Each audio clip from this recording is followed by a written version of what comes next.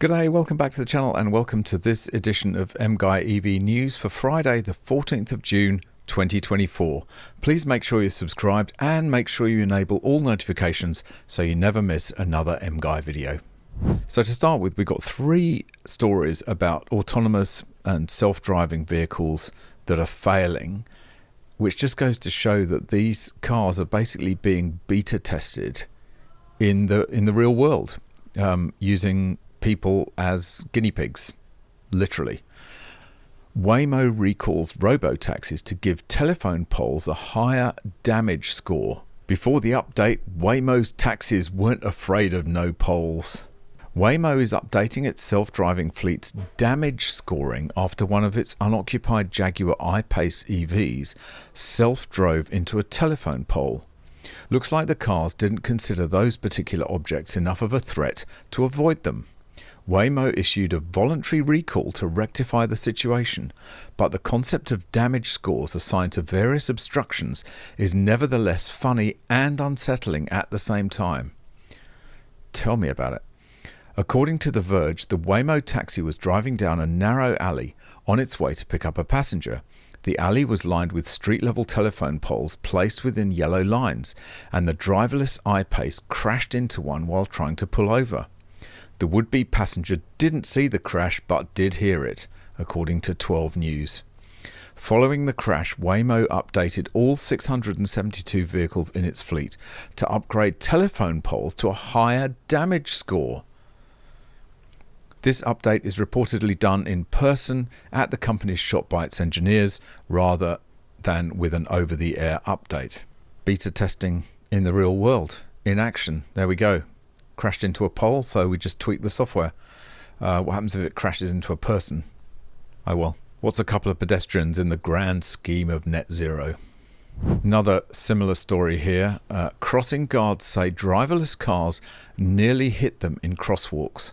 Nearly 1 in 4 crossing guards interviewed by NBC News in San Francisco said they experienced a close call with an autonomous vehicle. In San Francisco, one of the nation's largest testing grounds for driverless vehicles. Yes, testing grounds. They're being tested with real people and real cars and real damage and real injuries. Some school crossing guards say they have had to rush out of crosswalks to avoid being hit by self-driving cars. I just don't think it's very safe, said Teresa Dawn, a school crossing guard for 11 years. Dawn says driverless vehicles operated by Waymo, which was spun off from Google in 2016, have nearly struck her on 3 separate occasions over the past year while she was guiding children and their families along crosswalks. The parent grabbed the child, looked at the car, and there was nobody driving it, she said. NBC News and NBC Bay Area interviewed 30 crossing guards stationed at more than 20 schools across San Francisco. Nearly 25%, about 1 in 4, said they had experienced some type of close call in the crosswalk with a Waymo driverless car, where either the vehicle suddenly hit the brakes to prevent a collision or the crossing guard rushed out of the way to avoid being hit. It did not recognize me in the intersection, said Dawn, who added that each of her near misses occurred while she was holding up her stop sign in the crosswalk. Why do they have these driverless cars, she said. I think somebody should be driving them. Absolutely correct. This is beta testing, unproven technology in the wild. Absolutely scandalous. And here's the third of our self-driving nonsense for the day. Tesla slams into a police car while in autonomous driving mode. Let's watch the video. Developing in Fullerton, a motorcyclist is dead after being hit by a suspected DUI driver. And as police were investigating that crash, a cruiser was struck by a Tesla on autopilot mode. An officer was keeping traffic from coming into the crime scene there on Orangethorpe. This is just about a block or so away from where the accident happened. While he was sitting there blocking traffic, a Tesla crashed into his patrol car. Police say the officer had to run out of the way to avoid being hit. Luckily, he was not injured, and the driver of the Tesla was not injured, but police say after questioning the driver of the Tesla, the driver admitted that he had the Tesla on autopilot and was on his cell phone or using his cell phone at the time of the accident. That's another thing They say you obviously shouldn't do it. Even if you're on autopilot, you're supposed to be in control or watching the car and be able to take over at any moment. Yeah, well, I think that's enough of that. But, as another absolutely classic example of how self-driving autonomous vehicles are not anywhere near ready to be used in the wild. And basically we're using members of the public as crash test dummies. It's absolutely scandalous. So this is one of the things that I think will actually have a real impact on the EV market and the net zero transition, and that is insurance, because insurers are going to start clamping down on the additional costs that they're going to have to pay out on because of the fact that EVs are so much more expensive to repair. They get written off much more than regular cars. Small bit of damage to the battery can write off or total out an EV quite easily. This is going to push people's premiums up. And if you want to buy an EV and if you want to insure an EV, then you're going to have to pay extra for it, because the chances are that if it does get damaged, it's going to cost more. So, and here's an example. Eye-watering car insurance quote leaves Tesla drivers fuming. Absolute joke. Excellent stuff. EV owners are charged higher premiums, as they should be. Car prices have dropped by as much as $20,000. Too bad. It might be getting cheaper to purchase an electric vehicle EV, but an insurance quote for one driver's Tesla has been branded an absolute joke. The motorist recently shared a photo on social media which revealed it costs a hefty $4,000 more to insure his EV than his internal combustion engine cars. Screenshots showed the comprehensive insurance for a Tesla would be between $5,073 and $5,175 based on two quotes from different insurers, but he could insure his petrol-powered Kia for just $900. Take a look at the price difference between Tesla under a lease and my Kia, which is owned outright, he said. What an absolute joke. Yeah, well, you shouldn't have bought an EV in the first place, should you? Insurance is the second biggest ongoing expense for Australian EV owners. According to the Insurance Council of Australia, the peak insurance body, there are a few reasons why EV owners pay higher premiums. A spokesperson said EVs have more complex systems and components. But I thought they were supposed to be simpler. No, they're not. And explained that repairing damaged EVs required importing parts to Australia. Excellent. The cost of these parts and the limited number of qualified service centres and technicians contributes to the higher cost of insurance premiums for EVs than internal combustion IC vehicles, the spokesman told Yahoo. You get what you pay for. You buy an EV, you've got to expect to pay more for your insurance because it's going to cost more if that vehicle gets damaged. Oh, and eventually you'll have to pay more for your house insurance as well, because if it burns down your house, then the insurers are not going to be happy paying out for an entire house because your EV burnt it down. Oh, this is what the UK's got to look forward to.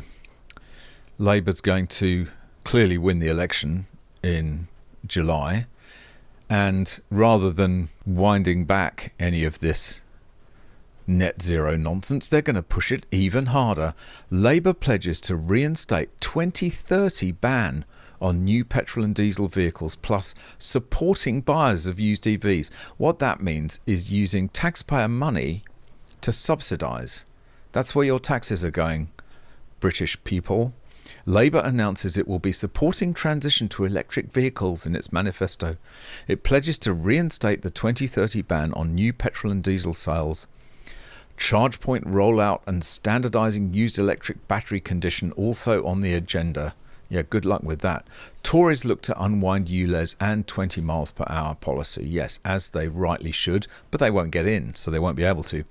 Lib Dems to make electric car ownership cheap and easy by giving you taxpayers money, taking other people's money and making it easier for people to buy EVs. Labour has announced today it will reinstate the 2030 ban on new petrol and diesel vehicles should it win the election on July the 4th. The party added that it will be helping used car buyers by standardising the information supplied on the condition of batteries. Well, good freaking luck with that. Every single car manufacturer has a different diagnostic tool, different diagnostic standards. Yeah, good luck with standardising all of that.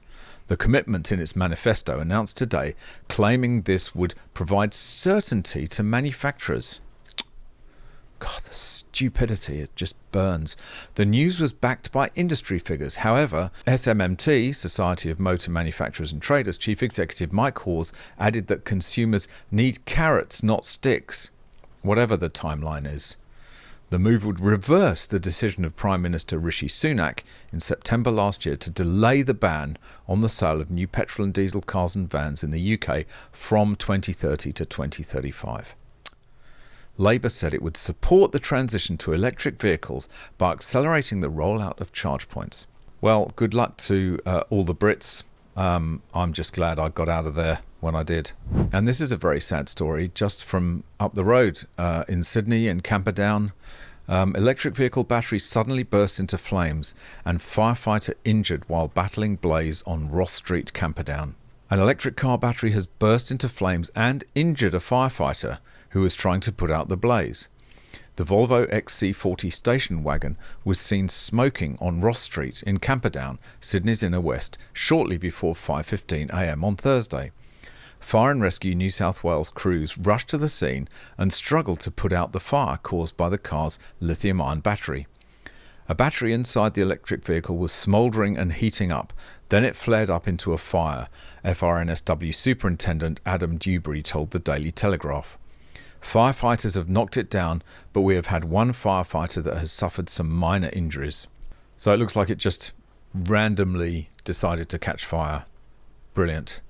I mean, it happens all the time with your gas cars, doesn't it? Oh, this is great news. The European Court on Human Rights is a disgrace, should be disbanded. And now Swiss Parliament has decided just to ignore it, which is what we all should do. Swiss Parliament defies ECHR on climate women's case. It's the most stupid case ever brought. Swiss women who won a historic ruling on climate change at the European Court of Human Rights say they feel shocked and betrayed by their parliament's decision not to comply with it. The women, known as climate seniors, previously took their case to the court in Strasbourg, France, arguing the Swiss government's inadequate response to climate change, and in particular extreme heat events linked to global warming, allegedly, was damaging their right to health and life. This is the kind of nonsense that makes it so clear why we should just get rid of that terrible institution. And the Swiss government is rightly saying, get stuffed. However, Switzerland's parliament voted on Wednesday to reject the ECHR's ruling, suggesting it was not ignoring it as some critics have claimed, but rather that Switzerland did not need to react as it already had an effective climate change strategy. And finally, some sensible people are suing the Biden administration over the EV mandates. Be very interesting to see what happens when it gets to the Supreme Court, which it probably will. Energy business groups sue Biden admin over electric vehicle mandate. 3 coalitions of business interests are suing the Biden administration over its recently finalized emission standards for light and medium-duty vehicles. The coalitions, which include the American Petroleum Institute, the American Farm Bureau, the American Fuel and Petrochemical Manufacturers, numerous car dealers and more, filed suit in the US Court of Appeals for the DC Circuit on Thursday morning to try to block the Environmental Protection Agency's EPA rules, which critics have characterized as an electric vehicle EV mandate. The regulations will require manufacturers to ensure that up to 56% of all new light-duty vehicle sales are EVs by model year 2032, according to the EPA. Today we are taking action to protect American consumers, US manufacturing workers, and our nation's hard-won energy security from this intrusive government mandate, Ryan Myers, API's Senior Vice President and General Counsel, said in a statement. EPA has exceeded its congressional authority with this regulation that will eliminate most new gas cars and traditional hybrids from the US market in less than a decade. We look forward to making our case in court. Good for them. It will be really interesting to see whether this EPA regulation is actually lawful at all, or whether it goes beyond what the EPA's powers actually are. A lot of this EV mandate stuff is being pushed through by agencies rather than it being legislated in Congress. And so this will be a really interesting case if it actually gets to court. We will watch with interest. All right, that's just about it for this one. Thanks very much for watching. Hope you enjoyed it. See you in the next one. Bye for now.